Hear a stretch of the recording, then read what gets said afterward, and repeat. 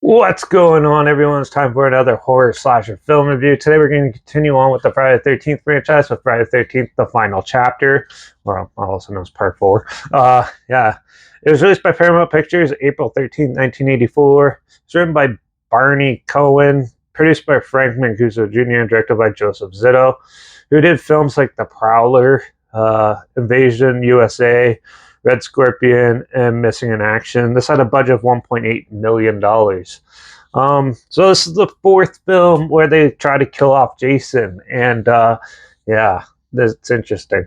um, yeah, so this is quite the daunting film. It's very Let's get into it. So, Friday the 13th, the final chapter. Well, you're introduced to a family that's actually living in the forest at Crystal Lake and has a home, and the neighbors rent out their house to some crazy teens who are hooking up and everything like that. But there's the young family there's like a young, like 20 something year old daughter and a younger guy played by Corey Feldman.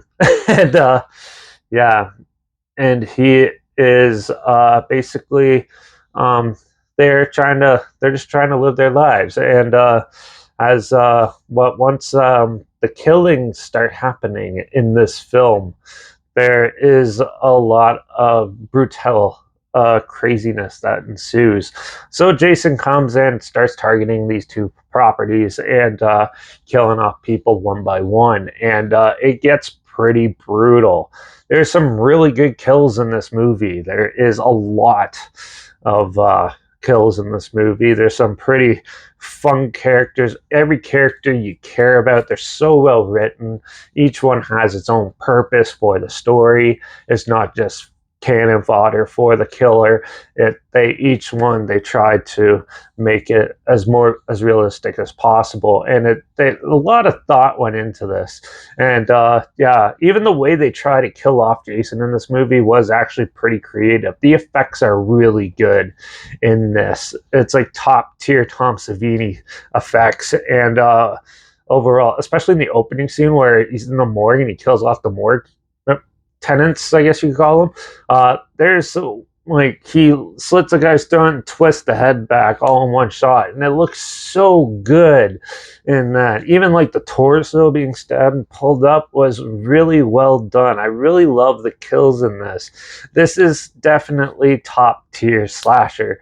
And it's very rare for a sequel to be at this high of a caliber, and this is definitely one of the hallmarks, one of the top three Friday the 13th movies that are always talked about. It's usually 2, this one, and 6. So being the strongest in the franchise. And yeah, and that's I kind of agree with that, because I do like this one better than 2. I do think 2 is really good. And this one just takes it to a whole new level. Jason becomes super badass and aggressive and just a huge menace to all these people, and they have no chance.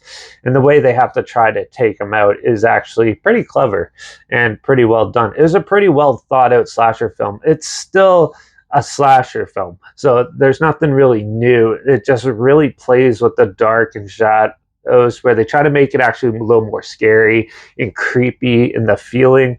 It's not just brutal kill after brutal kill with no real rhyme or reason. This one actually does try to put a steady narrative to it, and try to keep the characters all likable and stuff, so you can feel the impact more.